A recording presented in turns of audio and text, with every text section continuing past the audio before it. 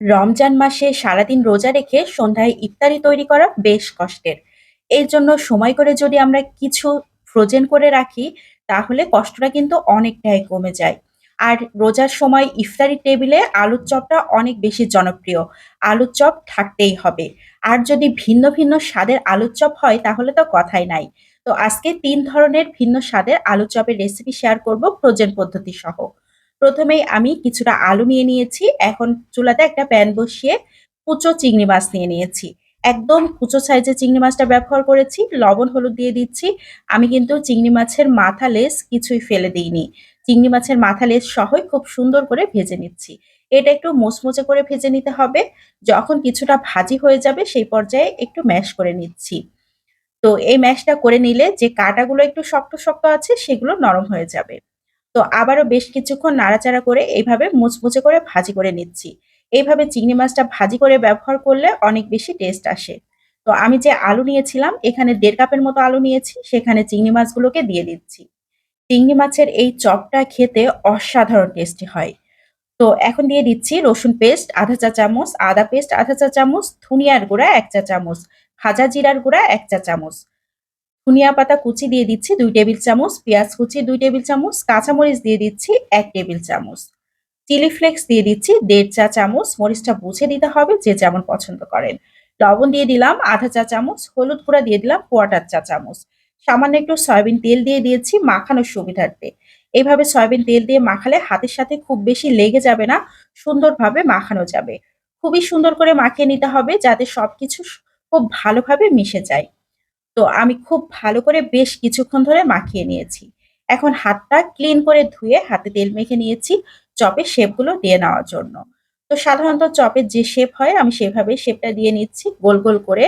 চিংড়ি মাছের এই চপটা শুধুমাত্র ডিমের মধ্যে চুবিয়ে ভাজলেও অনেক বেশি টেস্ট হবে। আর বেসমের গোলাতে ভাজলেও অনেক বেশি টেস্ট হবে। যে যেভাবে পছন্দ করেন সেভাবে ভেজে নিলেই হবে। আমি প্লেটে সাজিয়ে নিয়েছি। এই প্লেটটা ধরে ডিপ ফ্রিজে রেখে দিব ২ ঘন্টার জন্য। এদিকে আরো একটা পাত্রে ১.৫ কাপের মতো ম্যাশ করা আলু নিয়ে নিয়েছি। এখন দিয়ে দিচ্ছি ১ কাপ চিকেন। এই চিকেনটাকে আমি রসুন, আদা আর গোলমরিচ দিয়ে খুব ভালো করে সিদ্ধ করে এইভাবে ছোট, ছোট টুকরা করে ছাড়িয়ে নিয়েছি। এখন দিয়ে দিয়েছি ধনিয়া পাতা কুচি, পেঁয়াজ বেরেস্তা ব্যবহার করেছি একটু বেশি পরিমাণ ১/২ কাপের মতো। চিলি ফ্লেক্স দিয়ে দিয়েছি ২ চা চামচ, কাঁচামরিচ দিয়ে দিয়েছি ১ চা চামচ।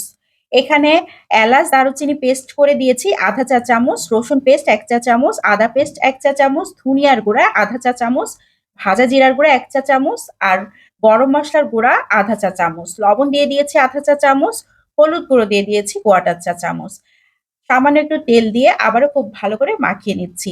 আমি লবণটা কম ব্যবহার করছি কারণ আমি যখন আলু সিদ্ধ করেছিলাম তখন লবণ ব্যবহার করেছিলাম। আর চিকেন যখন সিদ্ধ করেছিলাম তখনও লবণ ব্যবহার করেছিলাম।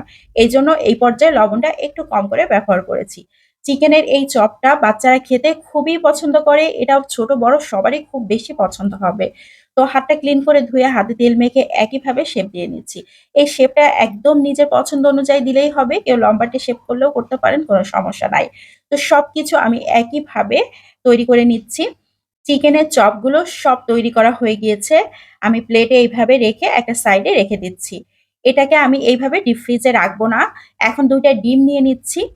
ডিম ২ টাকে খুব ভালো করে ফেটিয়ে নিতে হবে। সামান্য একটু লবণ দিয়ে দিচ্ছি, দিয়ে ডিম ২ টাকে ফেটিয়ে নিব। এইভাবে চপটা ডিমের মধ্যে চুবিয়ে ভাজলেও কিন্তু অনেক বেশি টেস্ট হবে। তো আমি আজকে এইভাবে ভাজবো না, একটু ব্রেড ক্রাম্ব দিব। তো ব্রেড ক্রাম্ব নিয়ে নিচ্ছি। এখন একটা চপ ডিমের মধ্যে দিয়ে ব্রেড ক্রাম্বের মধ্যে দিয়ে খুব সুন্দর করে কোট করে নিচ্ছি। এই কোটটা একবার করে করলেও হবে।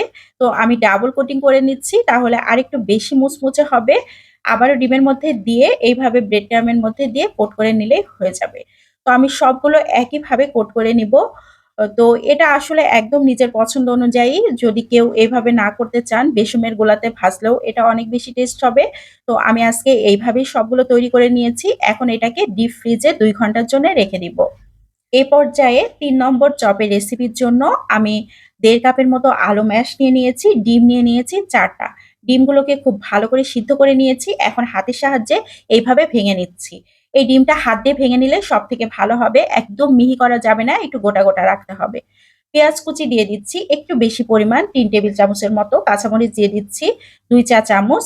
এখানে পেঁয়াজ বেরেস্তাও আমি ব্যবহার করছি ২ টেবিল চামচের মতো, তাহলে সুন্দর একটা স্মেল আসবে। চিলি ফ্লেক্স দিয়ে দিলাম ২ চা চামচ, ধনিয়ার গুঁড়া ১ চা চামচ, ভাজা জিরার গুঁড়া ১ চা চামচ, গরম মসলার গুঁড়া দিয়ে দিয়েছি আধা চা চামচ, রসুন পেস্ট ১ চা চামচ, আদা পেস্ট ১ চা চামচ, লবণ দিয়ে দিচ্ছি ১ চা চামচ, হলুদ গুঁড়া দিয়ে দিচ্ছি আধা চা চামচের একটু কম। সয়াবিন তেল দিয়ে দিচ্ছি। এইভাবে সয়াবিন তেলটা দিয়ে মাখিয়ে নিলে খুব সুন্দর করে মাখানো যায়, হাতের সাথে একদমই লেগে যায় না, আর শেপগুলোও খুব ভালোভাবে দেওয়া যায়। এইজন্য এ পর্যায়ে আমি সয়াবিন তেলটা ব্যবহার করেছি। এখন খুবই সুন্দর করে মাখিয়ে নিচ্ছি। এটা একটু ধৈর্য সহকারে খুব সুন্দর করে মাখিয়ে নিতে হবে। এ পর্যায়ে হাতটা ধুয়ে খুব ভালো করে তেল মেখে নিয়েছি। এখন চপের শেপগুলো দিয়ে নিব। তো আমি এই শেপটা একটু লম্বাটে করে তৈরি করছি। একটু লম্বা, লম্বা করে যে যেমন পছন্দ সেভাবে শেপ দিতে পারেন। এখানে শেপ দেওয়ার কোনো ধরাবাঁধা নিয়ম নাই। যার যেটা পছন্দ হবে সেভাবে শেপ দিলেই হবে। তো আমার সবগুলো তৈরি হয়ে গিয়েছে। এখন আমি এই প্লেটটা ধরেই ২ ঘন্টার জন্য ডিপ ফ্রিজে রেখে দিব। ২ ঘন্টার মধ্যেই বেশ একটু শক্ত, শক্ত হয়ে যাবে। তখন আমার ফ্রোজেন করতে বেশি সুবিধা হবে। ডিমের এই চপগুলো ডিমের গোলায় কিংবা বেসনে চুবিয়ে ভাজলেও অনেক বেশি টেস্ট হবে। ফিরে আসলাম ২ ঘন্টা পরে।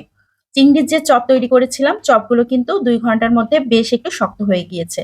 দেখে বোঝা যাচ্ছে এখন একটার সাথে আরেকটা লেগে যাবে না। এই সময়ে আমি জিপলক ব্যাগে এটাকে ভরে রেখে দিব। তো জিপলক ব্যাগ হাতের কাছে না থাকলে এমনি পলিথিন ব্যাগেও রাখা যাবে কিংবা জারে করেও রাখা যাবে, টিফিন বক্সে করেও রাখা যাবে। যে যেভাবে রাখতে সুবিধা সেভাবে রাখলেই হবে। তবে এইভাবে জিপলক ব্যাগে কিংবা পলিথিনে রাখলে ফ্রিজে জায়গাটাও একটু কম লাগে।